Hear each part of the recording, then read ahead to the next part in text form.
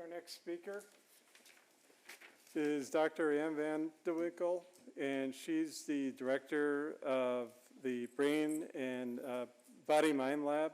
Also, she's an assistant professor in the Division of Physical Therapy in the Division of Rehabilitation Science. And she's in the Department of Rehabilitation Medicine here at the University of Minnesota Medical School.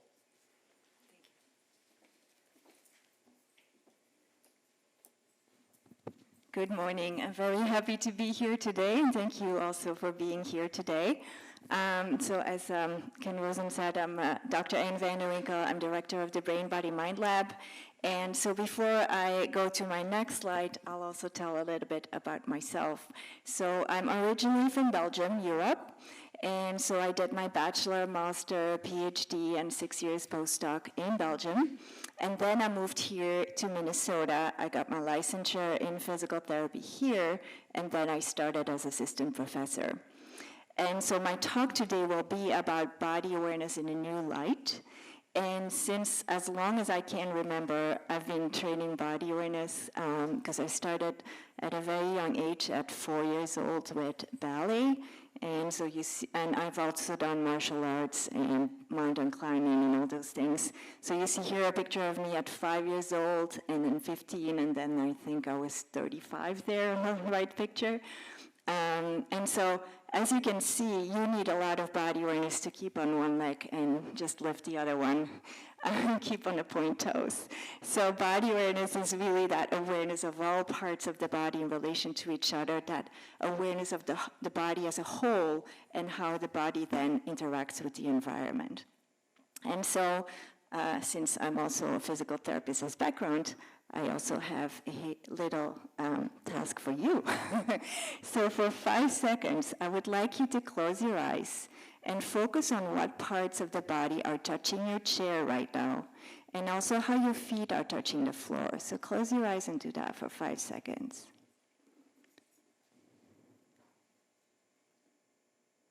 And now gently balance your trunk a little bit back and forth. And so there is a sweet spot, right? It's a little bit when your trunk is a little bit forward, where gravity is helping you. Your shoulders relax, your core and your back do not have to help, but you're perfectly stable because your trunk is right above your pelvis. So just gently, go back and forth and find that sweet spot. And if you reach that sweet spot, it's usually when your trunk is a little bit forward. If someone were to push you on your shoulder, you won't fall down. But if you go a little bit, like half an inch backwards on your bum, someone would push you, you would fall backwards. Or if you live a bit too much forward, you would fall forwards. So see if you can find that sweet spot for yourself. Just gently balance your trunk back and forth. And then find that sweet spot where you feel, oh yeah, here my body relaxes, I'm super straight and super, like my body relaxes, I'm strong, I'm stable. Do you find that? Okay, so then I have a next one. So stand up and put your feet at hip width.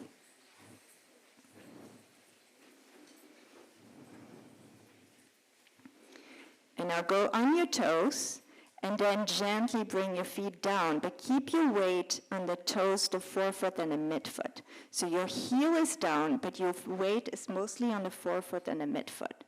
And that's a position where you're a little bit forward, but you're super stable. If someone were to push you, you would not fall down. But if now you go more on your heels, and someone were to push you, you would fall backwards. Or if you're all the way on your toes, I even can do my balance, right? So that forefoot, midfoot position is super great if you have to stand for a long time to not have any back pain, because gravity is again helping you. All right? So this is my gift for you for today. All right, have a seat.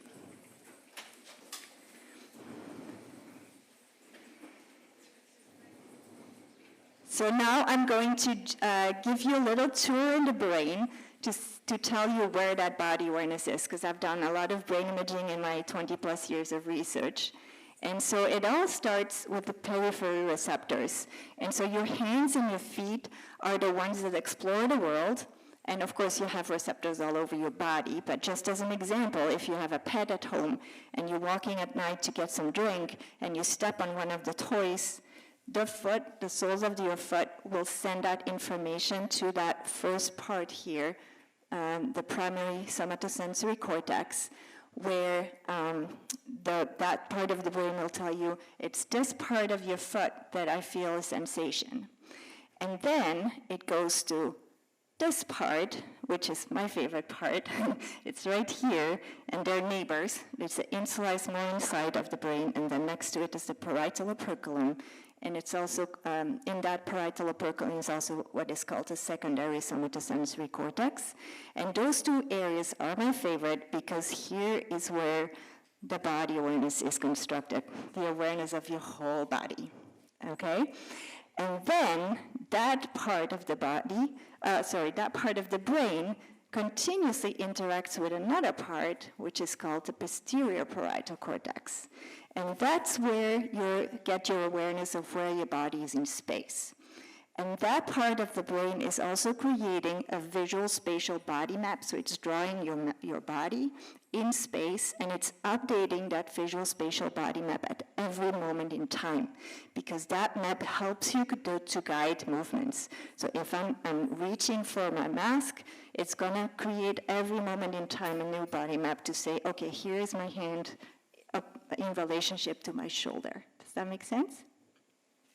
All right, so a little mnemonic, body in space.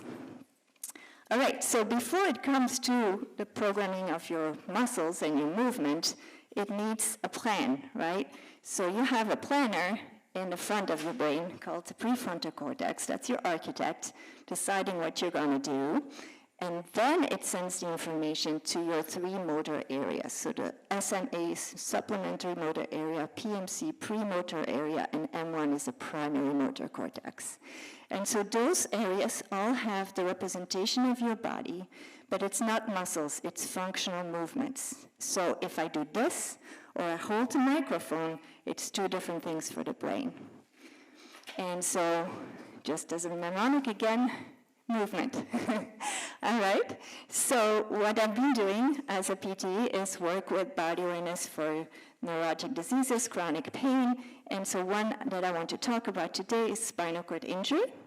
And so this is a picture I took from my PowerPoint stock images, but why I like this one is because when a person has a spinal cord injury, the connection between the body and the brain is affected because there is a lesion, right, an injury. So they have less or complete loss of sensation and movements below that level of the injury. And so what also happens is that they lose body awareness below that level of injury. So you can see here her right foot is turned in, and it might be that she's not aware of that because as a lot of participants in my study that I complete actually this week are saying, is it is as if I'm living from the waist up. They don't have that their body map is like only half of the body, if you want. And so, again, to come back to the brain, what happens is that normally sensation and visual information come back in that central part of the brain where you get that body awareness.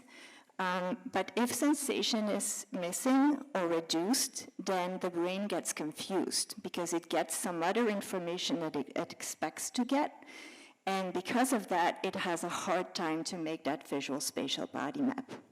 And in half of the cases in adults with spinal cord injury, the brain is so confused that it's like a radio channel. It gets a lot of noise and a little bit of sound, and it cranks up the volume. And we believe that cranking up the volume is what they call neuropathic pain. So debilitating, electric, stabbing, burning pain.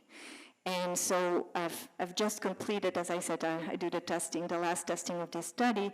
I've just completed a study in 26 adults where we gave them physical therapy. It's a special therapy from Italy, where we teach them again to restore that body awareness. And this is one of the exercises where the person sitting is the participant. She has her eyes open, and she can see the top of her upper legs, and she can also see the top of the shoulders of the therapist who is sitting in front of her. And so the rest is covered by the cardboard. And so the therapist is reaching out her arm and asking, if I'm reaching out my arm like this, can I touch you? And if I touch you, where do I touch you? So what the person needs to regain is how, like I see the top of my upper legs, but how far down, what's the dimension of my upper legs? Where is my knee, and what's the dimension of my knee? How long is my lower leg, and where does my foot touch the floor? And then where is the arm of the therapist in relationship to my leg in order to answer that question? And so we have 26 participants that completed 6 weeks, 3 times a week, 45 minutes. And we had 100% pain reduction, somewhere pain-free. And we saw that the moment that they regained that awareness of where their body was in space was the moment that their pain was down and that sensation and movement reappeared. So some could even stand up again.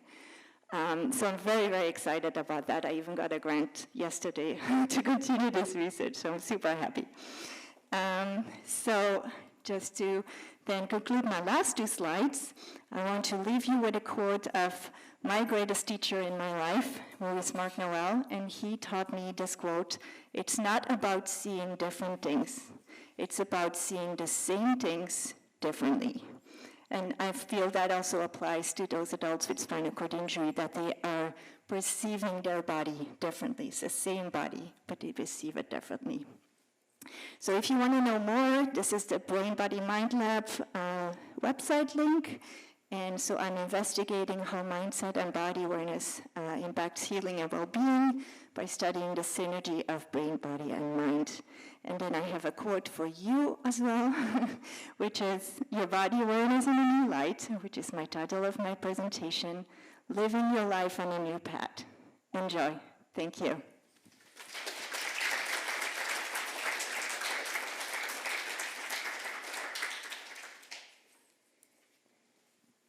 Do we have time for questions? Are there any questions? We can take one.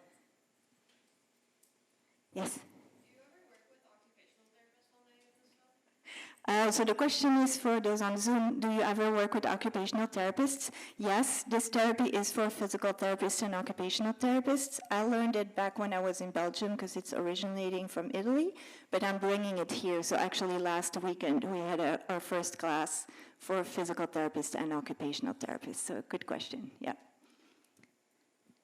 Good? Next one? Okay. Thank you so much.